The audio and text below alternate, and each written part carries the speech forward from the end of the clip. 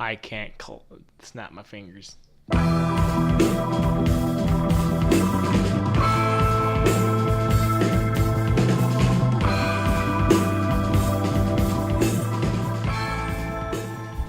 Hi everyone, welcome to a new episode of the Final Podcast. I'm Nick. I'm Roberto. And today we're very excited because we finally get to talk about Cyberpunk for realsies this time. Oh my god! Because they recently released a 50-minute demo of the game, which was awesome.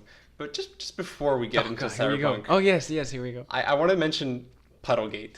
So many gates. Last week we had Flaggate. Now it's Puddlegate. I didn't coin this one, sadly. I wish I had.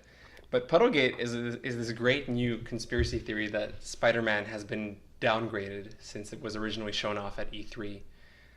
Spider-Man the game, which is coming out very soon. Which never happened. No game has ever downgraded from the first It's never ever happened. Never. But in this case, it actually appears to not have actually happened. Yeah. Because by the time this episode comes out, the game will already be released, even though now it's not. It's coming out in 2 days, where we are now. But people are comparing screenshots from a few months ago to now of the same scene, and the screenshots from a few months ago have way more puddles in them, and they're way nicer puddles. So people are now saying that it's been downgraded, and his suit looks uglier, and the environment looks uglier, and yada yada yada yada. And it's this whole conspiracy theory of people are tweeting at the devs explain this, how dare you downgrade the game? And those people should be put in a plane and then thrown out in middle of buttfuck nowhere where there's no water, where there aren't any puddles, and then grab them back in a week when they're half dead and say do you still want to complain about puddles in the game? Perspective is helpful sometimes. Yeah, these sorts of things. When I see that, it just makes me old angry, like an angry man. Go why are you complaining about puddles in the game?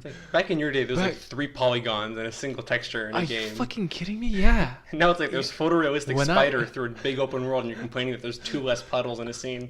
When I used to the first ever game I played of Spider-Man, it was first of all it was a side scroller. And it was an X-Men and Spider-Man game. By the way, I fucking love that game. You could play Wolverine, you could play Gambit, you could play Spider-Man, and I enjoyed it back then because I didn't have anything better, right? Good for you. So I remember the hard days of gaming. Okay, so you've been through war. So shut your mouth, you fucking puddles. The game looks amazing, let's not forget, gameplay and story matter first and foremost before graphics, always, right? And I will come to companies shouldn't downgrade their games. They shouldn't it is a problem when they advertise something and then deliver something completely different. That's a real thing. Yeah. But this is not one of those cases. This is not Watch Dogs or The Division or even The Witcher 3 had that issue. Mm-hmm. But this is not that. Well, is it maybe also one of the side effects or problem that has arisen with the fact that now we see games, we see that the different stages of the development way more than we used to. When I was younger, there was no such thing as seeing games. It was just I didn't even fucking know what game was coming out. I could. You read about it in Nintendo magazine. Yeah, Nintendo magazine, yeah. And then you'd have maybe a website that would say which game was coming when. Then there was GameTrailers.com where you could see a game trailer. Yes, game trailers. Yeah, me too. Not actual game trailers, the network game trailers. And I would get on my bike and I would ride on my bike to get to the go to Blockbuster. Microplay. It's not Blockbuster. I didn't have a Blockbuster in my town. I've never heard of Microplay. Oh god. Okay, well this is really good. In Quebec.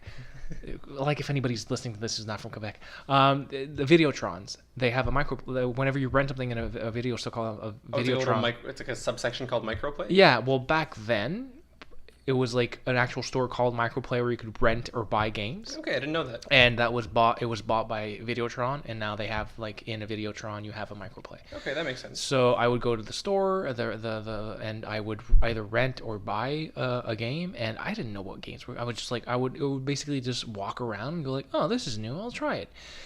So, but now we have so much information. Just like anything, we live in an age of over information, too much of it, and so with E3, how long have we known about Cyberpunk? How long have we known about Spider-Man. How long have we known about Detroit It's also become games are human? announced years in advance now Yeah, before and they ever come out. like So it's just like movies. We have a bit.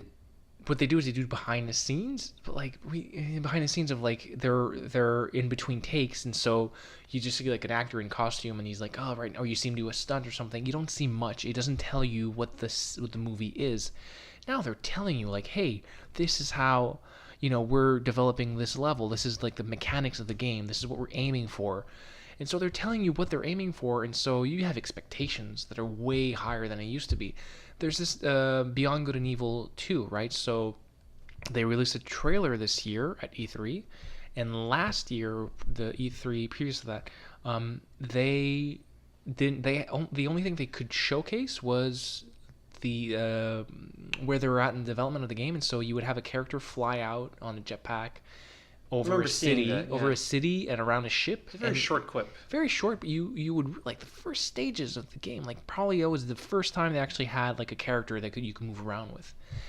But that was like a year ago. So when the game's going to come out in like 2 years, it's going to be maybe 4 or 5 years since we saw the first images of the game. So things are just like expectations and are just A lot of people escalating. forget how long it takes to develop a game Yeah. compared to a movie. Like it takes many years from start to finish, and a lot of things change during that process. Absolutely. And that's the thing, when you show a demo for a game that comes out in 2 years, a lot of things might change. Usually that's the case. Like things will, like the menu will be different or the level design will be different, whatever. But when the companies show off a game that looks beautiful and then a few years later, when they release it, it looks less, that's obviously, people are disappointed by that, right? Like that's like a scummy tactic, right? Yeah. Sometimes it's for good reason. Like The Witcher 3 had this thing where like the original gameplay demos they showed off, it was a beautiful, almost photorealistic. Yeah. But that's the company showing you a very vertical slice of a game, Yeah. the way they want the final product to be, right? It's demos are always wishful thinking on the part of companies, right? Whereas when it actually came out, it was still beautiful, gorgeous game, but it's not photorealistic. It has a different aesthetic. Yeah, but did it change the? I mean, I haven't played The Witcher 3, unfortunately, as you know, and I don't know if I'm ever gonna play it. I might die before I In play the it. actual year 2077, you'll get to play it. Yeah, maybe. I don't know, because I'm reading the books. I'm a third of the way into the last book, but I'm also playing God of War, so I'm not gonna start playing The Witcher while I'm playing God of War. But God of War, I keep seeing it on like a top 10, top 3, sometimes top 5 best games of all time. Honestly, I have trouble believing that a game can be that good, but it probably is, And the fact that the graphics, the look of the game was downgraded, did it, make the game less enjoyable? I don't think so. So like you said, it's more gameplay over the look of the game. Gameplay and story. I mean, if there was a best story. example is probably Fortnite. Fortnite is definitely not the most pretty game. It's not the prettiest of all games. Well, it's not photorealistic, but it's still pretty. There's an It's aesthetic. still pretty. No, There's I know. That's not what I meant in the sense that it's not. It's not the most graphically complex game. Yeah, for sure. It's not supposed to be. It's right? not the point. Yeah. The point of the game is not.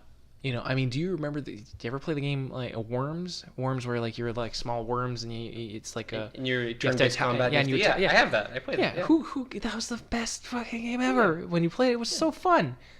It's just basically drawings. It was like a mobile game. It's a mobile game. But it's Mobile awesome. games are amazing sometimes. Yeah. So I understand, but I guess again, this is an A level game, so it has to look like when you compare that to other games like what we talked about last week, Detroit Become Human. When you compare Spider-Man to that, and it's both like A level games, you're like, this has gotta be as beautiful, or it should be on par with what's being made. So they're always pushing the envelope. And so, like you said, it's wishful thinking. They show a demo, and they realize that if they want it to work, they might need to take a few puddles out, maybe Take a few wind effects out, some environment stuff, remove some textures. Exactly, textures need to That's be. honestly okay. Yeah, it happens. Like there's a all the difference. time. There's a difference between that and like Watch Dogs is a big controversy because when it was shown off, the demo was beautiful, beautiful demo, and the final game looks like wet cardboard compared to that demo. I remember the demo. But the I thing couldn't is, believe it. Yeah, it was unbelievable. But the thing is, like, people found those assets in the game code. They were just turned off essentially. Oh. Like they made the game run less pretty than it could have, right? Oh. which I guess is part of the reason because it released on PS3 and PS4, like on the previous and next gen consoles, right? Which I guess that's part of it. Even the Division, like apparently Ubisoft and Xbox had a deal to make it look less pretty so that it would match the PS4. Still looks good. Division still looks good. Still looks good, but it could have looked better apparently. Like it looks not as good as the original demo was, right? So it all depends on the intentions. Like sometimes the intentions are good, right? Which I guess it's important now when companies do show off the game, especially when it's way ahead of its release, that there's always that little like banner. This is an alpha version of the game, or this is an early build of the game, subject to change. There's always that like watermark on the gameplay video at all times. Well, it's kind of like, and I wonder one day we're gonna get to a point where, I mean, games are gonna be so photorealistic but why do they need to be? In the sense that, I think we're already there. Yeah, I know, but I mean, in the sense that, Pixar and all those animation studios, if they wanted to, they could make the movie look like real life, right? But they don't, and they actually move away from that a lot of the times. When you look at their cartoons, they make humans look disproportionate. They have a style. Right? Exactly, they have an aesthetic. Yeah. I mean, I remember reading somewhere a long time ago that in Shrek 1, Princess Fiona, at first they had a really like photorealistic, like the proportions, the face and everything, and they realized, well, this doesn't make any sense to have a character who looks like that with an ogre. Yeah, with all the other characters. So they made her look more. They made her look more like a cartoon Disney princess, right? Yeah. So yeah, we're at the point where games can be photorealistic, but it's more about the aesthetic, and I think, to me, that can tie into Cyberpunk, because I don't know if you're done talking about Spider-Man. Yeah, it looks great. I just want to mention puddlegate. Yeah, I just think it's hilarious. It's great. It is hilarious. I remember seeing the tweet and I was like, what the heck? Are you really complaining about this? Come on. So, to tie into Cyberpunk 2077, so they released recently, by the time this podcast airs, maybe a few weeks ago, they released a 50 minute demo, and it's basically like the beginning of the game. It's a very early level of the game. And also contextualize what is Cyberpunk, right, to those who don't know. So those who don't know what Cyberpunk 2077 is, stop listening to this podcast. Stop right now. Like, leave. Go watch the 50-minute demo. Yeah, and then come back. Pause our podcast. When you're done crying from joy, come back and talk. So we'll you know what? I'll just moment of silence for you guys. So pause now. Okay, you're back. I hope you enjoyed those 50 minutes, and I hope that you jerked off to it, because I almost did.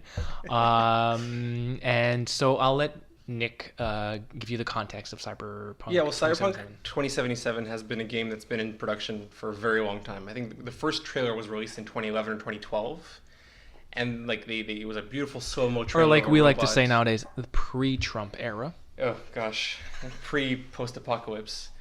And it was a great, like, a trailer. It was very, like, a slow-mo dramatic, people shooting at this robot character, and it was very cool, and it's a futuristic robot cyberpunk type thing. You think we're going to see that robot in the game? We see those arm things, so I assume we might see the robot. Like the little weird claw arms she has sticking out. Well, in a sense, you can design your character the way you want, right? So you could look like that. That could be. You could make her. Yeah, you would. Yeah. Oh, okay. But and the normally at the end of the trailer they'll show you like a release date, like September 24th, whatever. But that one said release date when it's ready, and that's always been what they said. They always said it's coming out when it's ready, which has always been great. And this is the same company. This is CD Projekt Red. CD Projekt Red. It's not project. I'm rolling my eyes. It's a Polish studio. Projekt. Oh, he's getting worse and worse. First it was a project. I'm That's Projekt. I'm saying CD Projekt Red. CD Projekt Red. CD Projekt Red. I'm not going to be able to. It's the same company that made The Witcher 3. Yeah. So they already great game. It's an amazing game. Yeah, it's one of the best games of all time. We haven't played it, but it is. But so they already have like a baseline of trust. So when they say it'll come out when it's ready, I trust them. They have my money already. TBH, like they have it. Like that's it. I wonder how much money they're going to make on the first day, Boatloads of money. Yeah. It's going to be brutal. But so, and now finally, like at E3 earlier this year, a few months ago, they showed this demo, but behind closed doors to the press, to journalists. And a few months later, they actually decided to finally show it to the public. And I think they said like one of the reasons they were hesitating was because they know that this is not the final version of the game. It still will change from now to release. but they still wanted to show it off. They wanted to see what people think. They repeat it often in the demo, and I think that's fine. The demo has a narrator who basically explains what's going on as it happens, and he's saying, like, remember, this is not a final version of the game. Everything you see is subject to change, which I think it's good to, like, they're protected. Like, if anybody goes like, well, why wasn't this in the final game? It's like, they told you from the start. Yeah. Everything is subject to change, and the demo itself. I think it's good they released it now because very recently it was in the news that the game is actually now playable from start to finish. Yeah. Which is kind of cool. Like, that means it is at a pretty advanced stage where you can launch the game, play the whole thing, and finish the story, like, from start to finish without, like, having to reload assets or go into, like, programming. Like, it's a set finished product, right? So now they're in the final stages of, like, you know. You would think so when they say that, but not necessarily, because I feel like their process is kind of different from the most like. They're going to keep going at it until they know it's perfect, right? They're going to keep adjusting the systems. They're going to keep tweaking the graphics and the enemy count and all the numbers and all the HUD design, whatever. They're going to keep going at it until they find a satisfactory way of releasing the product. Yeah, right? I mean, probably the game is playable, but, like, you know, what do you call that? The user interface? The UI. UI, yeah. So UI is probably not yet. I'm sure it's very not the final one. Even The Witcher 3 when it released, compared to today, the menu is completely different. They completely rehauled the entire menu, made it a million times better. So even I assume when it launches, it'll get knowing them, it'll get patched many times. And it'll have free DLC because The Witcher 3 had free DLC. It had 18 pieces of free DLC that you could just download for free. It was small things, but like extra missions, extra costumes for characters, a few more Gwent cards, stuff like that. It was cool, like just free content plus the 2 amazing expansion packs. And so you can kind of safely assume that Cyberpunk will probably get supported in the same way.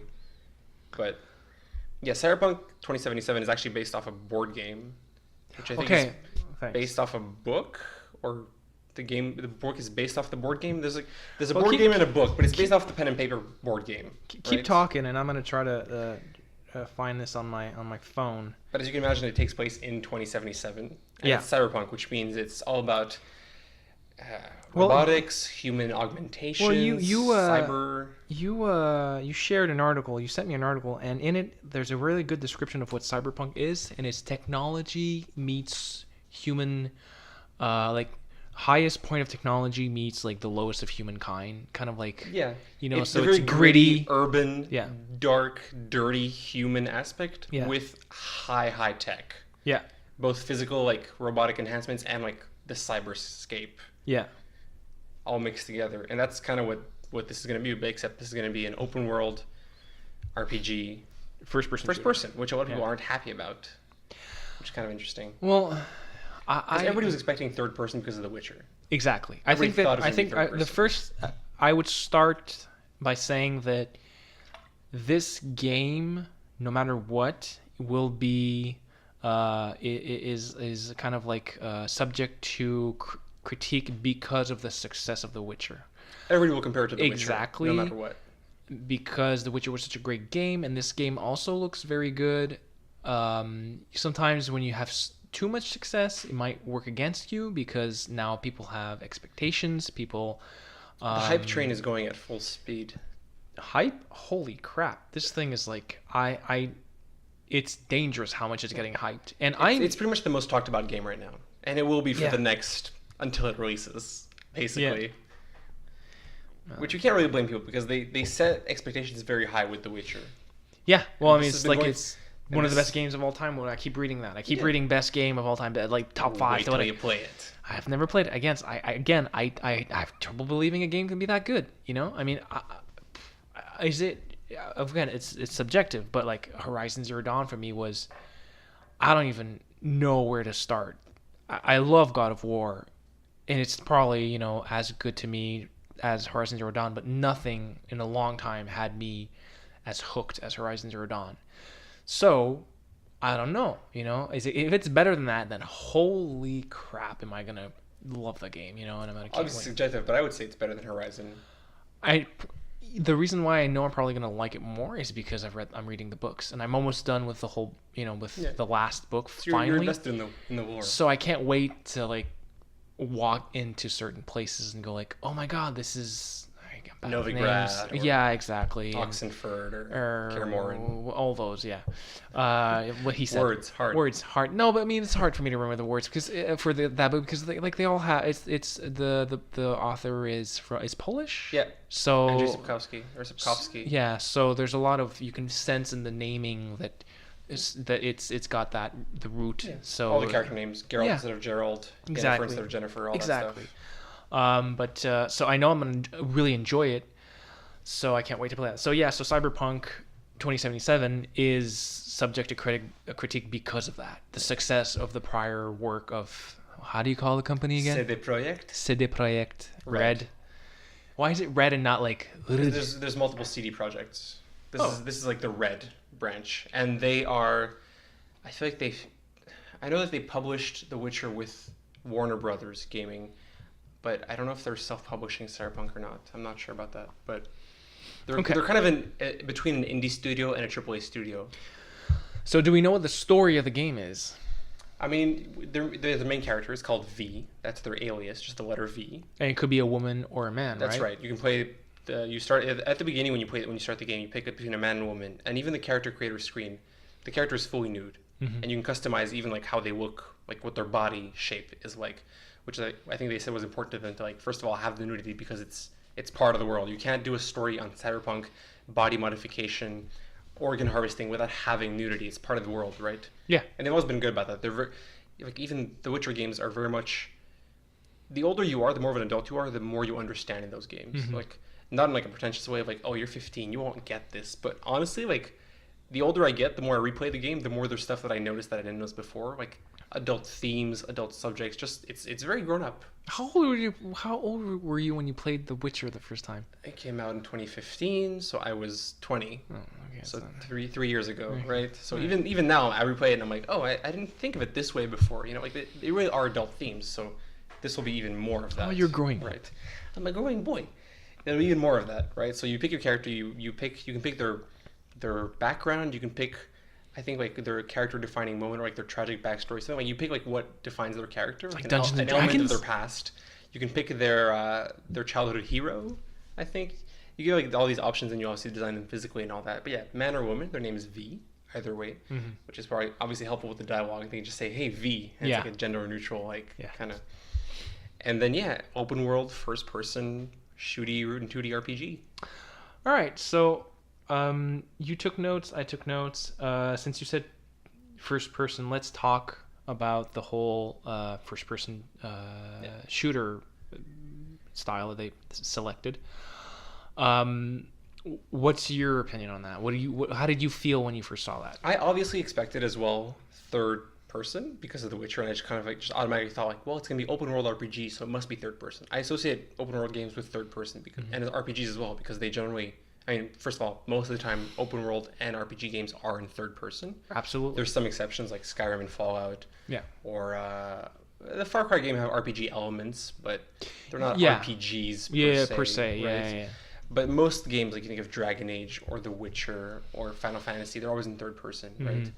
So I kind of assumed that would be it. But when they said first person, I thought, well, I don't mind first person games. I generally prefer third person, but if they can do it right, it'll be good. Like from what we saw in the demo, it's good first person. You know, to me, it looked like Titanfall. Exactly. I wrote that down. To me, it feels like it's Titanfall meets like Grand Theft Auto meets Blade Runner meets Deus Ex. Yeah. I wrote Deus Ex, but it keeps getting faster. Yeah. That was my way of seeing it. But yeah, a lot of like shooting games are generally better in first person. Absolutely. No, they are. Like Titanfall, even Call of Duty has good shooting mechanics. Whenever you think of the games, like they feel good to shoot. I've been playing Destiny 2 now because it's free on PS Plus, and it feels real good to shoot guns. Like it feels satisfying. Whereas something like GTA or Uncharted, you don't play for the gunplay. Like it's fine, it's serviceable. And plus, this really looks like it's much more action packed than I probably could have expected. It looks really action heavy. Of course, we're basing this on 50 minutes of gameplay. Yeah, for sure. But it does look like it's a very action packed kind of game, and I think that the more I watched the demo, the more I felt that it worked, and that I think that sometimes it's kind of like when you, it's going to sound like a weird comparison, but sometimes you meet someone and that person has glasses on or has like a certain hairstyle, and then you meet them like another, like it's the first time you meet again in a month, and like they don't have the glasses anymore or something, and it's like, no, you looked like this. To me, that was you. You had glasses. That When I was their saw base this, appearance. to me, I went like, now I can't. I don't know if I would like it in third person. You know what I mean? Like I saw it, I'm like, it works, so it feels right. It seems like it's not as, they didn't do it as a second thought. Like it seems No, designed specifically exactly. to be played and experienced in first person. Like the first gameplay section is in a tiny building and it's such tight corridors that you feel like it couldn't work in third person. No, it It just couldn't. wouldn't feel right. It would just be like claustrophobic. You wouldn't see very well. It'd be annoying. Whereas in first person, that the system, the cover system works, the speed of it all works, the perspective works, and I mean obviously the reason is that when you're in first person, you can see things much closer up. Right? So Exactly. there's much more of a level of detail. It's more Which- immersive. To me, it worries me because that means that the game will have to have a level of detail Yeah. that open world games typically don't have. It's harder to do that. The more open your world is, the harder it is to have intimate detail because it's more demanding, like graphically and Yeah. whatnot. And You're asking it's much time more to- consuming yeah. to design it in the first place, right? So that has me worried, especially because obviously the demo was running on a PC, like a boosted PC. Like, Yeah. It looked amazing. Yeah. I don't know if that game can run on PS4 or Xbox One. I don't know. I don't know if it's going to like. I wonder if it's going to release on both PS4 and Xbox One, and then it'll also release on whatever the next generation is. Like, and it'll be even better I on the don't know. next one. I'm curious about that, but that's a whole other thing. But the first-person shooting feels right. Yeah.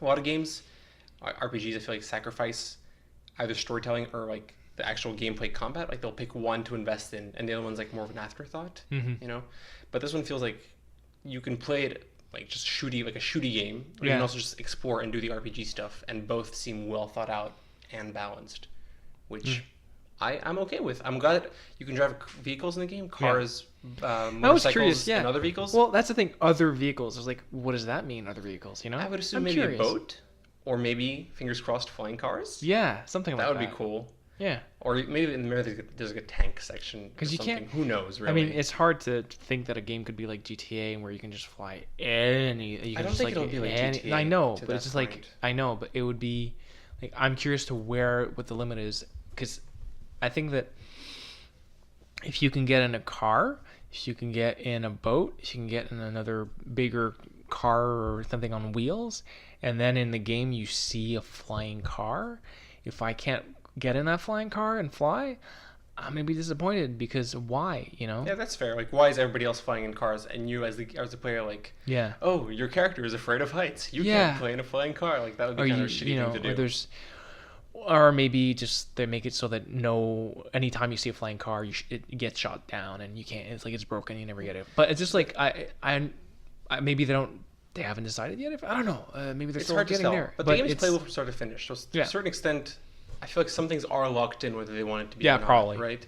But I do wonder because when they were playing on foot, the game has a very clear, like a solid verticality. Like you can go up and down elevators in buildings, up and down stairs. There's multiple floors. You can go very high up in these high-rise buildings.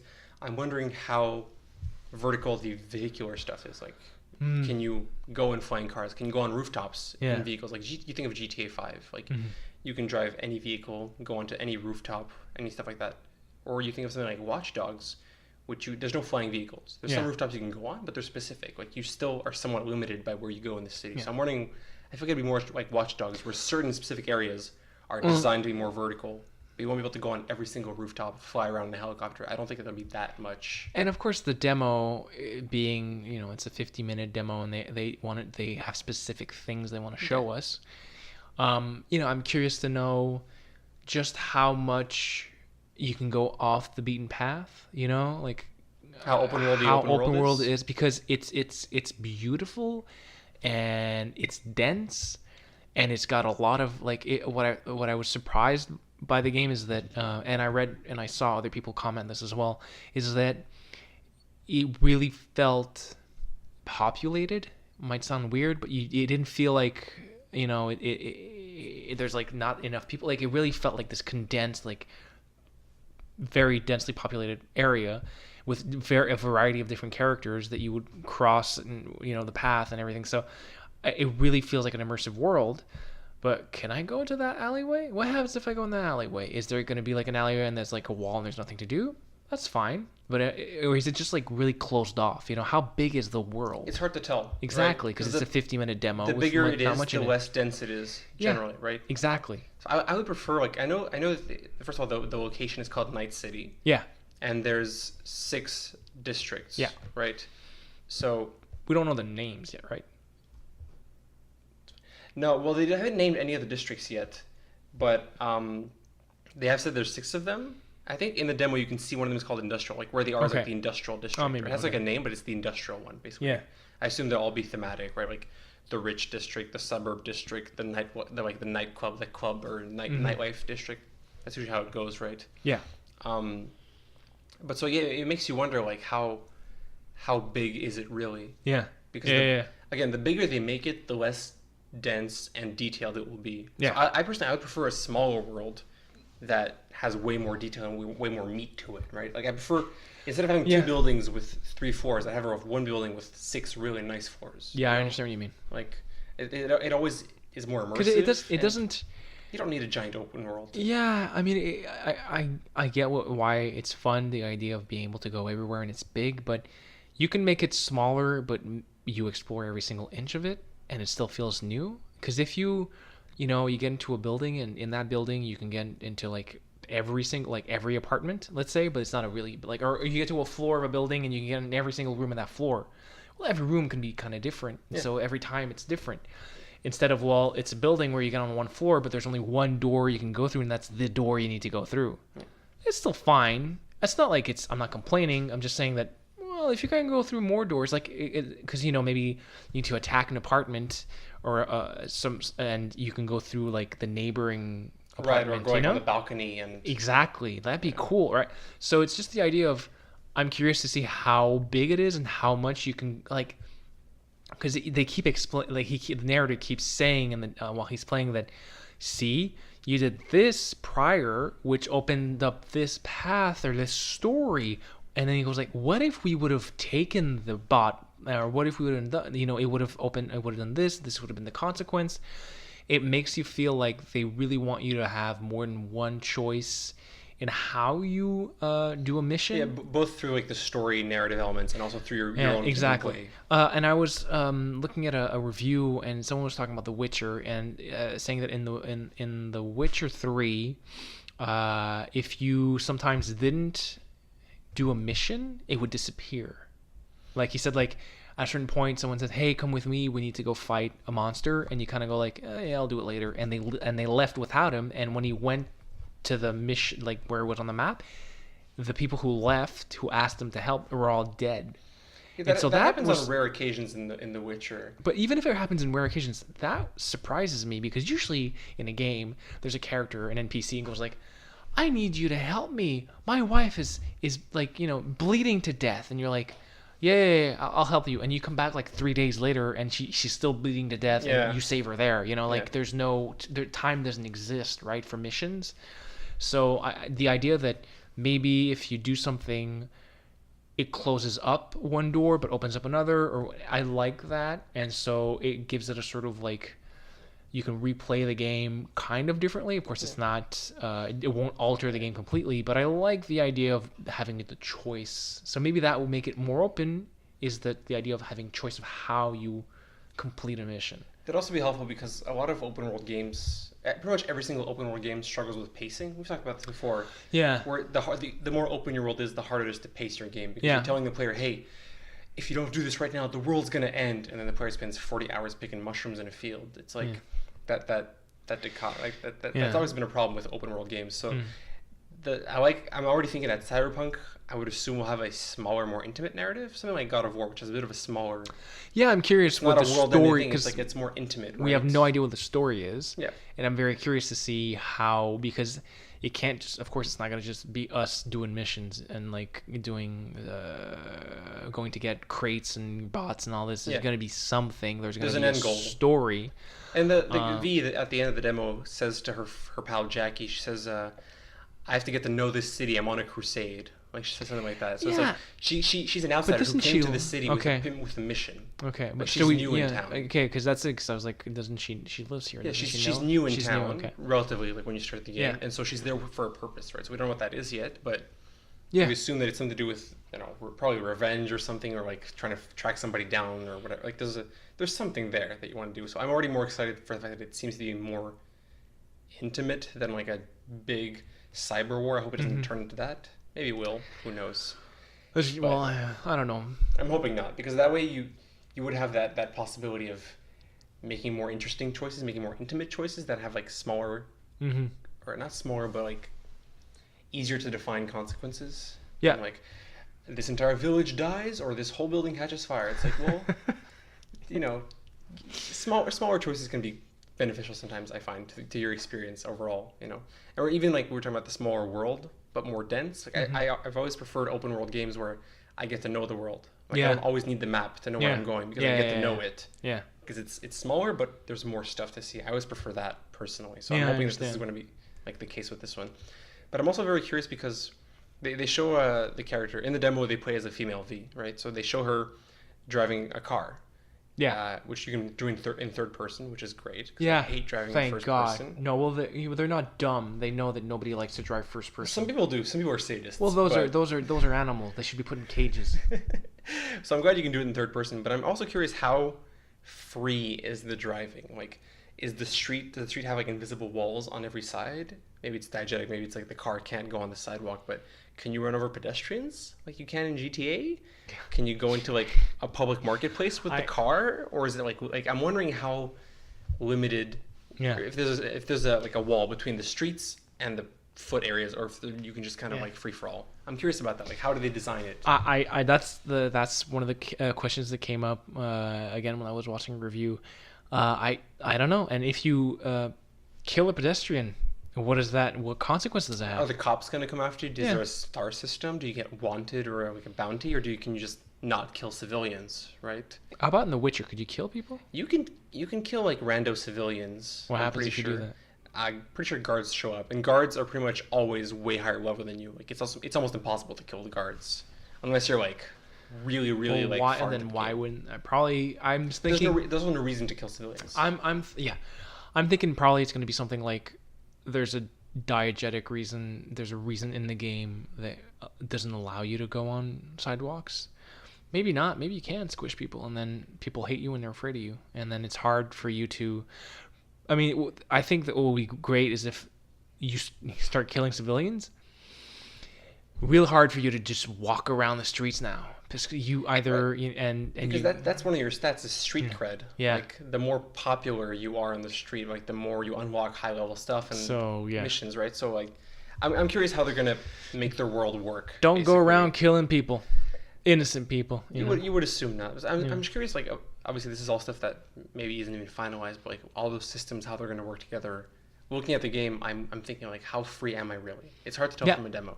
I think that's the question that a lot of people had, is like, how free, because we're so used to first-person shooters, and first-person shooters aren't usually very open world. They're rarely open world, and when they are, there's usually a reason for why there's nobody else out there. Like Destiny, you're just running around in like wastelands with a bunch of aliens, or I mean Skyrim, you can kill anybody pretty much, except for like specific characters that you can't kill.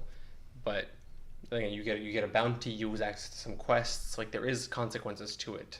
Right, so I'm wondering if that's how they're going to go about it. But the thing about Cyberpunk is you're in a big city. There's way more people. Yeah. There's thousands of people. Even you see in the demo, there's so many people on screen at the same time. There's no way a PS4 can run that game. There's no way. It's too good to be true. When it's going to release, it's going to be like 3 people in the street. There's going to be they're going to change the story. It's going to be an epidemic. There's going to be no civilians at all. Well, maybe there's going to be less people. I mean, I would assume so. I don't know how it can run at like less than 2, like at more than 2 frames per second. Like in the state that it's at, it's gonna be brutal. I'm curious about there's a lot here. Like they show a lot in the demo. Yeah. But one thing they don't talk about is the multiplayer element, because there is a multiplayer element. I've heard that. What the hell is it gonna be? Have you read about that? Have you? They haven't. They've barely spoken about it at all. There's gonna be a multiplayer co-op or whatever. Keen-eye, eagle-eye guy that I am, I noticed that in the menu there's a tab for social. Okay. There's multiple tabs. One is, I think, navigation, which is probably the map, inventory, I think character, and there's another one for quests, and one called codex, which will be all the lore, right? And the one on the far right is social. So I assume that's whatever the multiplayer element is. So I'm wondering, like, I don't think it's gonna be like you can play team deathmatch against other Yeah. Vs running around a map, but maybe some sort of like those games have like micromanagement elements. Like in Black Flag, you had your fleet of ships that you can send out to fight other Yeah. ships. It wasn't multiplayer, but it was online.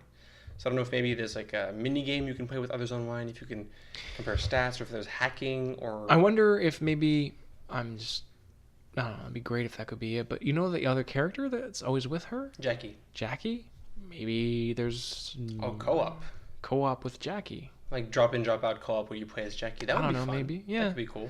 I mean, in a sense, also maybe there are going to be missions where you can play with other Vs and it'll be your avatar, your version of the V. Because there's going to be so many different versions that Right. you know They're all gonna look you do different. like a map. And But it's, it would just really surprise me for them to have an actual multiplayer again, Yeah. because they've never done it before. Which I guess it shouldn't be like. yeah, We shouldn't say that because we don't know what they're doing, right? yeah.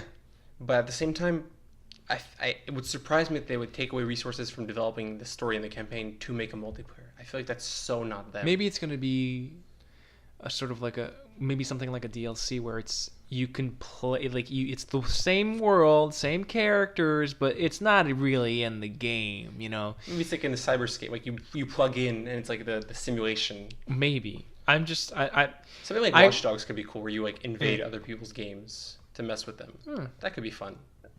I don't know. I think that they want to do a multiplayer just because nowadays all games need to have a multiplayer element. But I don't think it'll be like a full-fledged No. multiplayer. I think it'll be like No. like it says social. It'll be something that you can use to like maybe show off your character to other players, or compare stats, or maybe exchange items. I think Maybe that could could be. cool. I think that since the game is all about like what do they call when you like change your body parts? There's like a term for that. Anyway, I don't know what their term is. In Deus Ex, they call them AUGs. yeah, Augmented. augmentations or whatever. Cybers? Whatever. Let's call so them that cybers. So maybe you can go on. It'll be nice. You go into like this virtual like bar and or like a nightclub and like everybody's there. You can like talk and they're like, hey, I'd like. What do you have? Like, what are you selling? You could sell something you have. Because the idea is that you accumulate things in the game, right? Loot or Cyber whatever. loot. Cyber loot. Well, maybe you can, exchange that for other things, Exchanging stuff would be cool. Truck. Yeah. Oh. French. That would be cool. I don't know what it'll be. I think it'll be. I'm sure it'll be very minimal, but Yeah. like, some people will probably like invest a lot in it. The Some people whole won't give a game's crap. going to be co-op. I wish. No fucking way. Oh, no, it's impossible. How could the PS4 would explode? Yeah, it would catch on fire. The one you mentioned, Jackie, which is V's like buddy, companion, friend type guy. We say fuck buddy. We don't know that. I know, I'm just kidding with you. But the one thing I didn't. There's a lot that I liked most of it. I liked most of the demo. The one thing that I didn't really like was parts of the writing. There was a lot of cursing and a lot of like forced grittiness or forced like badassery almost, Yeah. like where they like at some point they get paid, or they're gonna get paid for a job, and he tells her like, don't go on another 3-night binge, and she goes, I'm cleaner than a cunt in a convent. Yeah. And and if it's like every now and then I could see like, okay, whatever, but there's so much cursing, there's so much of that kind of writing that it just felt a bit jarring and forced to me. It felt like somebody like trying to write an edgy script. Maybe you're not the first one you're not the first one who's made this comment. So maybe the backlash will have. They can still rewrite. I wouldn't call it backlash. I would Not backlash. pushback. But, yeah, pushback. All right, pushback. Whatever. People have commented on that. There's a lot of swearing. And I felt as well that certain parts of the game felt forced. Like Jackie, like this His character- way too tough. Like he's Yeah. they're trying to make him way too tough. Like the He whole feels almost scene, like he feels like hey- caricature. yeah, hey hombre, and when he's with the what do they call he's a it? Latino, but he's no, but I know, but the way I the don't, way he's expressing himself, Yeah. it feels forced. Like Forced. they're just trying to put as many Yeah. Spanish words in there as possible. like you can't, I'm not gonna sit down because because you can't. You can't move fast when you're sitting on your Oh, yeah. kisser. I don't know what. It's fine. I'm just saying that I'm just things are popping up in my head, but I can't. I just remember seeing things going like, yeah, that seems forced. The guy in the car that gives her the mission, kind of a stereotype. I like the gang that what are they called? Scavs? No, yeah, but the ones that have like that are like not even human anymore. There's a name for that gang, the Maelstrom, something like that. Oh yeah, They have a name. Anyway, the gang that you get the bot from. I thought they were really. I like them. I like the character who's trying to sell you the bot. They're He's very Mad funny. Maxy. Yeah, Gang. they kind of are. But I was fine with them. I know it's get part of the idea. Cyberpunk aesthetic. Yeah, like it's part of that gritty urban down low to the streets kind of vibe. So maybe I'll get used to it. Maybe I'll like the final result. In the demo, it felt a bit forced at times. It felt and like again, too maybe it much. was a bit too condensed. It's a 50-minute. They wanted to show a lot too much, maybe. Man, the weapons in this game. I know that like I was watching this and I was going, of course, when I'm going to be playing this, I'm going to have a hard time because I'm not going to have half. I'm not gonna have a third of the weapons she has in this game, like the character has in this game.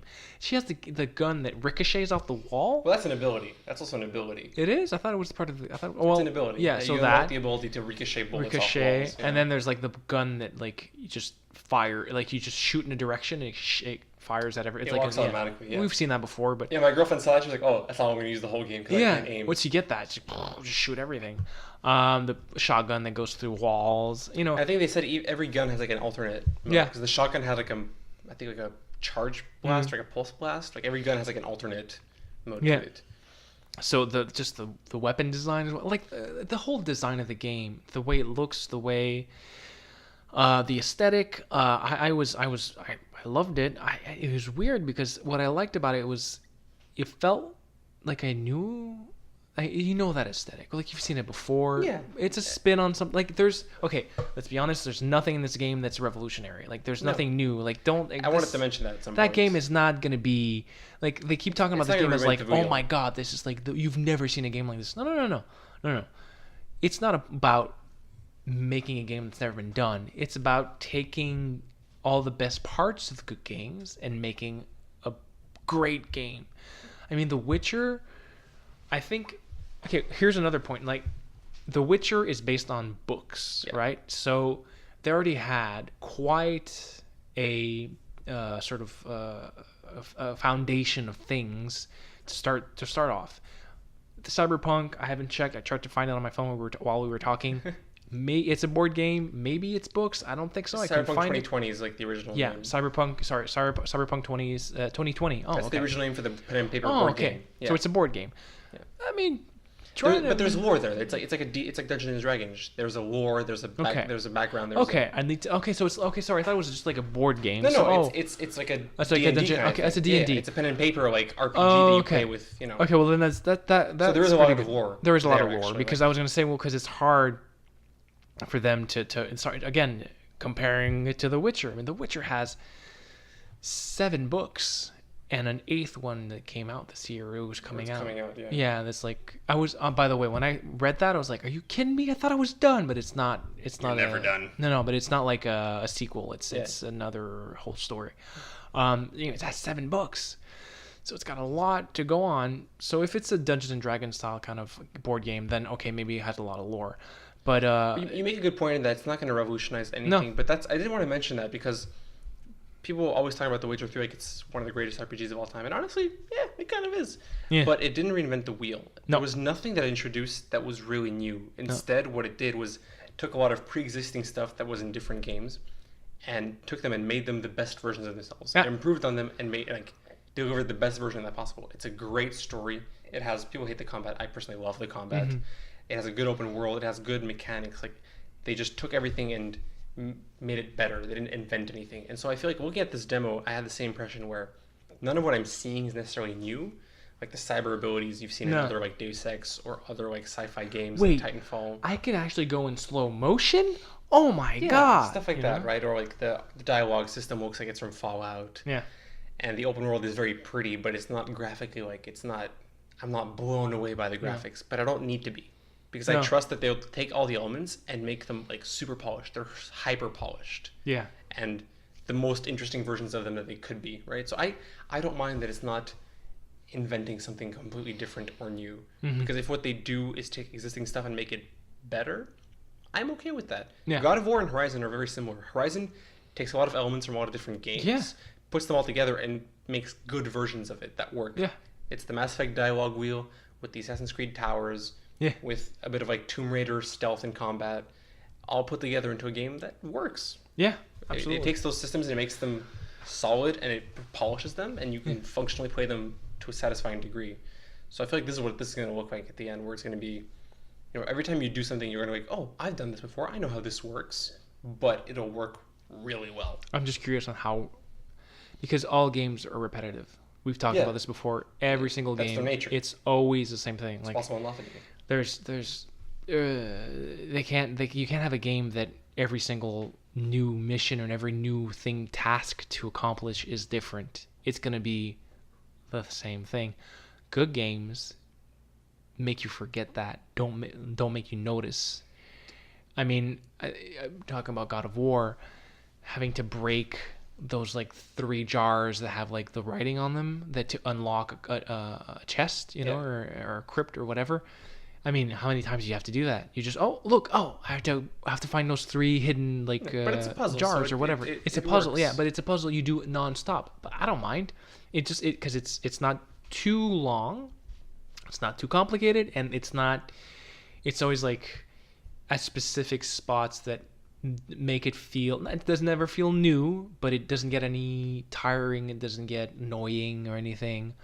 So I'm just curious of how much of this game is gonna have that, where it's gonna be the same type of mission anyway. Retreat, like infiltrate a gang, or like go to this base and kill everybody, or not, depending on how you decide to do it. Get whatever they have and bring it back, and then upgrade and But all while being part of this, like it's all part of the story. God of War is the best example, where everything you do, not everything, but a lot of what you do has like it drives the story forward. Except for the things like unlocking a crypt or whatever to get an item, but a lot of everything you do is driving the story forward. Of course, it's different. It's not an open world. It's like a It's a semi-open world. semi-open world. But Yeah. I'm just saying that I like it when the story drives the action and the action drives the story. Games are by nature like repetitive. Oh, said, like, yeah. that every single one it has to be. You ever by played design. Tetris? You ever played Tetris? By design, it is. You can't be doing a different No. action every 2 seconds, otherwise the game would be impossible to play, right? So, and usually they get around this in 3 different ways. Either they give you different reasons Yeah. for doing the same thing over and over again, like usually via the story. Like this time you're saving someone, this time you're getting revenge, this time you're trying to find a missing loved one. Like they give you different story reasons. Yeah, you're fighting the same 10 guys and like doing a fight sequence and then running and then racing, whatever, but you're given different narrative reasons for doing it, which make you forget that it's the same thing. Either they make the action, like the gameplay, they give you choice through gameplay. Like in Cyberpunk, there's 3 branches where you can be solo, which is like the fighter shooty type. You can be a hacker, or you can be an engineer. Yeah. So like giving you those 3 options makes you want to do things in a different way and experiment, which makes you forget that it's actually very similar to what you've done before.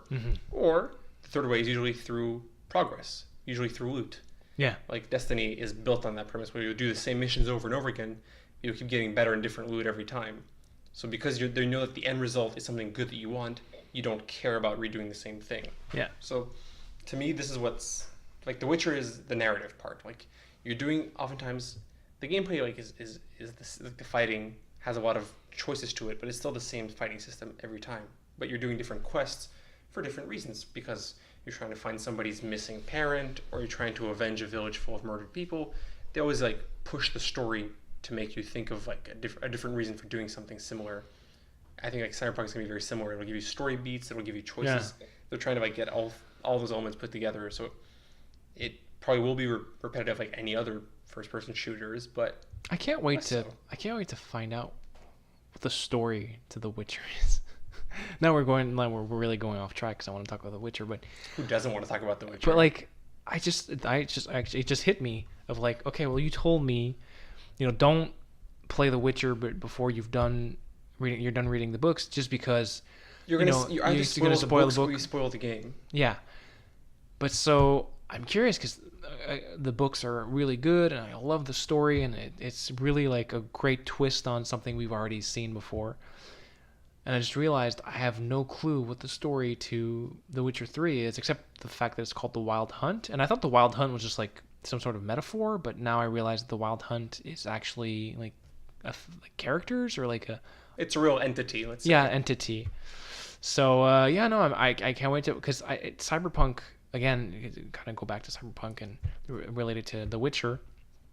It's just at a certain point, the gameplay looks great.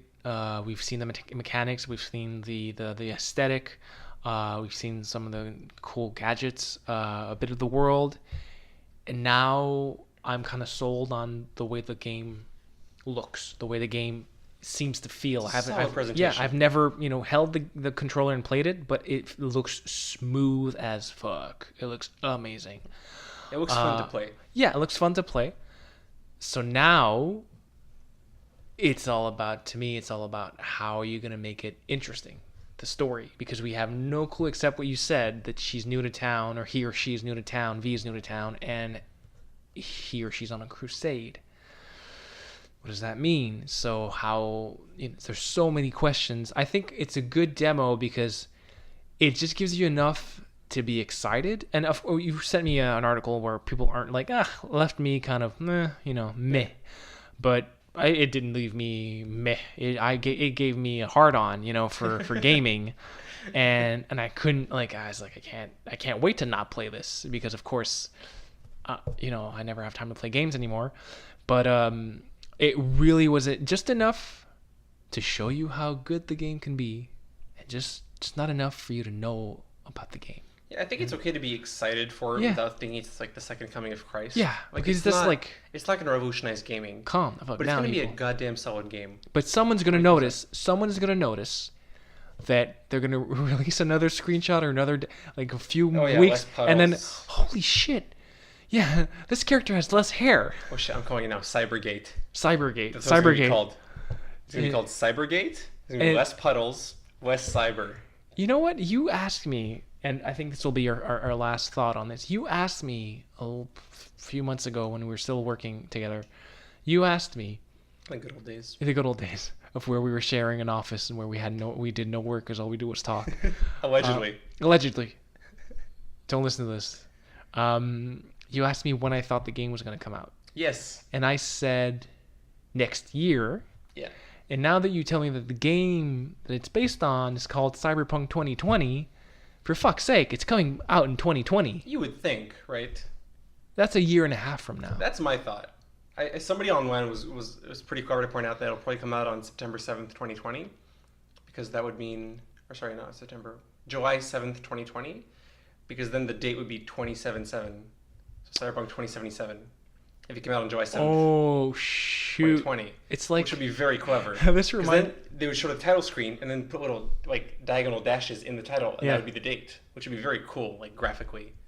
Right? It kind of reminds me of the movie. I don't know what. I think it was The Omen, or a movie. It was like a horror movie about getting possessed by the devil. Did it come out on 666? Yeah, in 2006. I just can imagine someone was in an office talking to a producer with white hair, saying "Oh my God, do you realize next year we could we could have a movie come out on June 6th, 2006, and it could be 666." And the producer just his blood was coming down his ears. He was so aroused by the idea, and he went "You have to do it." So what's the movie? I don't know, but it's 666. So I think that it would be great if they actually did the whole. So July 7th, 2020. 2020. So it'd be 2077. Yeah. That'd be when cool. do you think it'll release? Well, now I'm thinking in 2020. 2020. No, no 2020. Probably same kind of time, in fall. It's always in fall. Well, not always, but there's a lot of games in fall. I saw a tweet yesterday going yeah, release all the games when school starts again, you motherfuckers. Yeah, well, they always do that, but most games are for adults now anyway, so they don't really think about that. I'm thinking, 2020. I think that, like you said, the game is playable start to finish, but they also said they're going to release it when it's ready.